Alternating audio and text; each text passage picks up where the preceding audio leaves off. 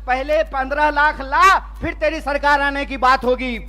पहले तू हर साल 2 करोड़ नौकरी दे, फिर तेरी सरकार आने की बात होगी। पहले तो किसानों की आमदनी दुगनी कर, फिर तेरी सरकार आने की बात।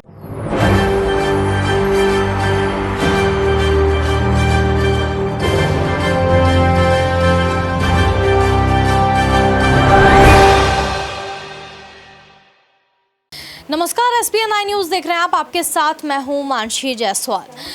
लगातार जिस तरीके से 2024 का लोकसभा चुनाव अब नज़दीक आता जा रहा है, उस तरीके से तमाम विपक्षी पार्टियां यानी कि इंडिया यहां पर जो है मोदी सरकार के खिलाफ मोर्चा खोलती हुई नजर आ रही है। अब 2024 का लोकसभा चुनाव जबकि नज़दीक है, तो कांग्रेस पार्टी ने भी अपनी कमर पूरी तरीके से कस ली है ताकि बीजेपी को सत्ता से बेदखल किया जा सके। 2014 में जिस तरीके की मोदी लहर देखने को मिली थी, 2019 में उस तरीके की जो लहर है वो देखने को नहीं मिली। और अब अंदाज़ा ये लगाया जा रहा है कि जिस तरीके से तमाम देश में मुद्दे गरमाते हुए नजर आ रहे हैं, उसके मद्देनजर 2024 में भारतीय जनता पार्टी का जो वोट बैंक है उसमें कमी जरूर आएगी। हालांकि ऐसा होता है या फिर नहीं, वो चुनाव के नतीजे आने के बाद ही स्पष्ट हो पाएगा।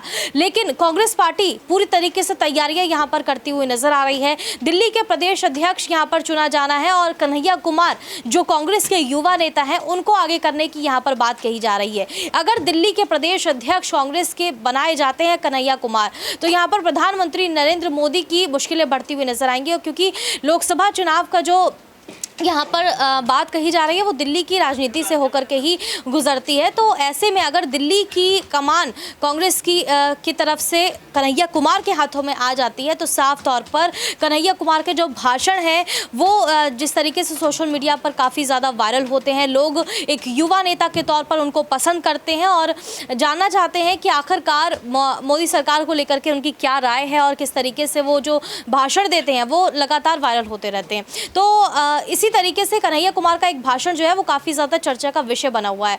आइए आपको वो भाषण पहले सुनाते हैं। रोहतक के पास मुझे जींद की तरफ मुड़ना था, तो एक दीवार पे लिखा हुआ था, फिर एक बार मोदी सरकार। मैंने अपने दोस्त को कहा, भाई गाड़ी रोक, मार्कर से इसके बगल में लिख देता हूं जहां लिखा हुआ है फिर एक बार मोदी सरकार। पहले 15 लाख ला, फिर तेरी सरकार आने की बात होगी। पहले तू हर साल 2 करोड़ नौकरी दे, फिर तेरी सरकार आने की बात होगी। पहले तो किसानों की आमदनी दुगनी कर, फिर तेरी सरकार आने की बात होगी। पहले तू हरियाणा जिसको बेरोजगारी में तू 1 नंबर बना दिया है, यहां रोजगार में 1 नंबर हरियाणा को बना, फिर तेरी जो है सरकार आने की बात होगी। हमारी सरकार नहीं है हरियाणा में, लेकिन श्रीमान भूपेंद्र हुड्डा साहब जब हरियाणा के मुख्यमंत्री थे, और मैं कहता हूं खाए हुए शरीर को और नहाए हुए शरीर को गवाही देने की जरूरत नहीं होती है। अरे प्रमोद भाई को देख के कोई कह देगा कि खाए पिए परिवार से हैं, कह देगा कि नहीं कह देगा? तो कहते हैं खाए हुए शरीर और नहाए हुए शरीर को गवाही की जरूरत नहीं होती है। आप बहादुरगढ़ के जितने इंडस्ट्रीज लगे हुए हैं वहां से चलना शुरू कीजिए जींद की तरफ, आपको रास्ते में फुटवियर पार्क मिलेगा। मिलता है कि नहीं मिलता है? एशियन पेंट की फैक्ट्री मिलती है कि नहीं मिलती है? दोनों तरफ छोटे कल कारखाने मिलते हैं कि नहीं मिलते हैं? ये सब हुड्डा साहब का दिया हुआ है।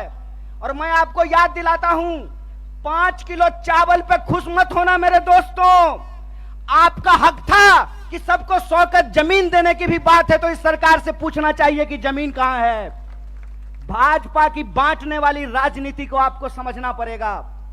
आपको यह समझना पड़ेगा कि भाजपा की राजनीति नफरत पे चलती है, भाजपा की राजनीति बेईमानी पे चलती है, भाजपा की राजनीति लोगों को आपस में लड़ा करके लूटने पे चलती है। दरअसल भाजपा का इतिहास इस देश से गद्दारी का इतिहास है। इस बात को याद रखिएगा, इस बात को याद रखिएगा कि भारतीय राष्ट्रीय कांग्रेस महात्मा गांधी की पार्टी है जो हंसते हंसते अपने सीने पे गोली खा लिए थे, और भाजपा का इतिहास नाथूराम गोडसे का इतिहास है। इस बात को याद रखिएगा।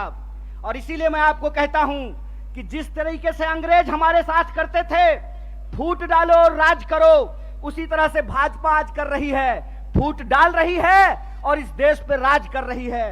मैं आपसे एक सवाल पूछना चाहता हूं, आज 10 साल भाजपा की राजनीति को होने को है, 9 साल देश में भाजपा की राजनीति पूरी हो चुकी है।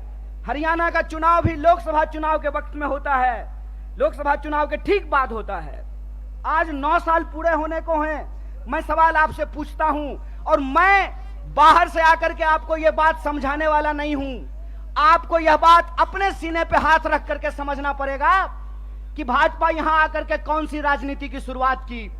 भाजपा यहां आकर के 35 बिरादरी और 36 बिरादरी करना शुरू किया कि नहीं किया? हाथ उठा करके बताइए, किया कि नहीं किया? किया ना। तो मैं नड्डा से एक सवाल पूछना चाहता हूं, मैं देश के प्रधानमंत्री से एक सवाल पूछना चाहता हूं, मैं जय शाह के पप्पा से एक सवाल पूछना चाहता हूं कि दुष्यंत चौटाला को बगल वाली कुर्सी पर बिठा करके कौन सा 35 बिरादरी 36 बिरादरी कर रहे हो बे? कौन सी 36 बिरादरी 35 बिरादरी कर रहे हो? खेला करते हो? खेला? अरे झूठा, बेईमानी करते हो। मैं आपसे कहता हूं, और आप सोच करके इस बात को बताइए, जहां धर्म होगा वहां हिंदू मुसलमान करेंगे, और जहां मुसलमान नहीं होगा वहां 35 बिरादरी 36 बिरादरी करेंगे। यह मन में आप सोचिए और विचार कीजिए।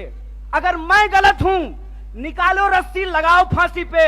अगर तुम गलत हो तो लोकतंत्र में तुम्हारी बेईमानी का भी एक एक हिसाब लिया जाएगा। इस बात को याद रखना, इस बात को याद रखना कि इस देश के अंदर जब लोग न्याय की बात करते हैं, जब लोग अपने हक की बात करते हैं, जब किसानों की आमदनी दोगुनी करने की बात करते हैं, जब नौजवानों को 2 करोड़ नौकरियों की बात करते हैं, महिलाओं के सम्मान की बात करते हैं, इस देश में गरीबी को कम करने की बात करते हैं, तो आप उसको देशद्रोही बोलते हैं। और आपके बंटवारे की राजनीति में अगर कोई शामिल हो जाए, कोई धर्म के आधार पर देश को जो लड़ाने की राजनीति है उसका हिस्सा बन जाए, जो समाज को जात के नाम पे लड़ाने की राजनीति है उसका हिस्सा बन जाए, तो जब बाहर थे तो विरोधी थे और आपके बगल में आकर के बैठ गए तो माला पहनाते हो रे बेईमान। अरे कौन सा ऐसा वॉशिंग मशीन है रे कि जब कांग्रेस में रहता है तो चोर होता है और तुम्हारा पार्टी में जाकर के ईमानदार हो जाता है रे झूठा। देश को ठगते हो, देश को ठग के बेईमानी करते हो। तो हमको एक सवाल का जवाब दीजिए। ये 35 बिरादरी 36 बिरादरी कहते हैं और नारा लगाते हैं सबका साथ सबका विकास। अगर सबका साथ सबका विकास नारा है तो हरियाणा में 35 बिरादरी 36 बिरादरी कौन कर रहा है? भाजपा इस सवाल का जवाब दे। ये सवाल मैं पूछना चाहता हूं, और मैं ये सवाल पूछना चाहता हूं कि हरियाणा के इस तरफ पानीपत में, सोनीपत में 35 बिरादरी 36 बिरादरी, यमुना जी के उस पार 35 बिरादरी 36 बिरादरी नहीं।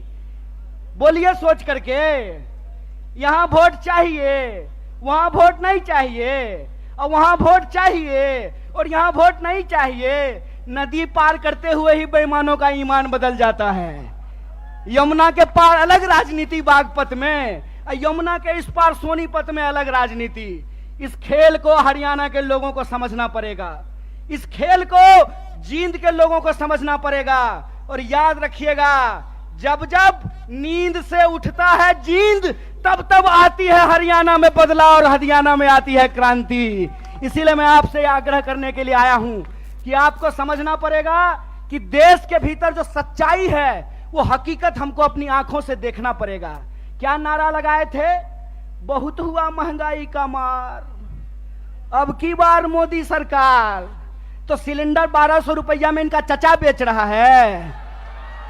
बताइए, पेट्रोल डीजल 100 रुपया लीटर मिल रहा है। क्या नारा लगाए थे कि हर साल 2 करोड़ नौकरी देंगे। 9 साल हो गया है, अभी टीवी पर प्रचार आएगा 9 साल बेमिसाल। तो मैं देश के नौजवानों से कहता हूं, हरियाणा के नौजवानों से कहता हूं, 9 साल देश बेहाल। पूछो कि 9 साल में 18 करोड़ नौकरी क्यों नहीं है? यह सवाल प्रधानमंत्री से पूछना जाना चाहिए।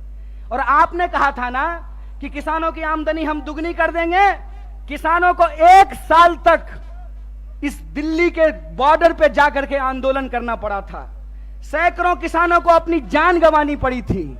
और ये जिसका जिसका नाम लेते हैं ना, उसके साथ बेईमानी करते हैं। 9 साल दोस्त बेमिसाल, 9 साल देश बेहाल। यह सच्चाई देश के लोगों को समझना पड़ेगा। पहले किसानों को ठगा, फिर जवानों को ठगा। बोलिए, अग्निवीर आया है कि नहीं आया है? आया है ना। तो एमपी बनेगा 4 साल के लिए, एमपी बनेगा 5 साल के लिए, अग्नि बनेगा 4 साल के लिए। बोलिए बेईमानी है कि नहीं है? है ना। तो आप जींद के लोग हैं ना, कड़कड़ा के बोलिए बेईमान को बेईमान, चोर को चोर बोलिए, बेईमान को बेईमान बोलिए। हमारा लोकतंत्र का अधिकार, ये हमारा ईमान है कि बेईमान को बेईमान बोलेंगे। अगर प्रधानमंत्री 5 साल का हो सकता है तो सिपाही 4 साल के लिए क्यों होगा? अगर एमपी को पेंशन मिल सकता है तो बेल्ट की नौकरी करने वाला कांस्टेबल को पेंशन क्यों नहीं मिलेगा? ये सवाल पूछिए। ये सवाल पूछिए कि अगर प्रधानमंत्री को पेंशन मिल सकता है तो मास्टर साहब को पेंशन क्यों नहीं मिलेगा? प्रोफेसर साहब को पेंशन क्यों नहीं मिलेगा? सिपाही को पेंशन क्यों नहीं मिलेगा? सेना में नौकरी करने वाले को पेंशन क्यों नहीं मिलेगा? और मैं अपने बड़े भाई दीपेंद्र साहब के सामने आपसे वादा करता हूं, कांग्रेस का हाथ मजबूत कीजिए, भारतीय राष्ट्रीय कांग्रेस को लेकर के आइए। हमने हिमाचल में ओल्ड पेंशन स्कीम लागू किया है, हरियाणा में भी ओल्ड पेंशन स्कीम को लागू करेंगे, इस बात को याद रखिए। तो सुना आपने किस तरीके से कन्हैया कुमार यहाँ पर चर्चा का विषय बने हुए हैं, और आप अपनी राय हमें कमेंट बॉक्स में जरूर दें कि दिल्ली के प्रदेश अध्यक्ष बनाए जाने के बाद क्या कन्हैया कुमार यहाँ पर बड़ी जिम्मेदारी ये बखूबी तरीके से निभाते हुए नजर आएंगे या फिर नहीं। देश और दुनिया की तमाम बड़ी खबरों के लिए देखते रहिए SPN 9 न्यूज।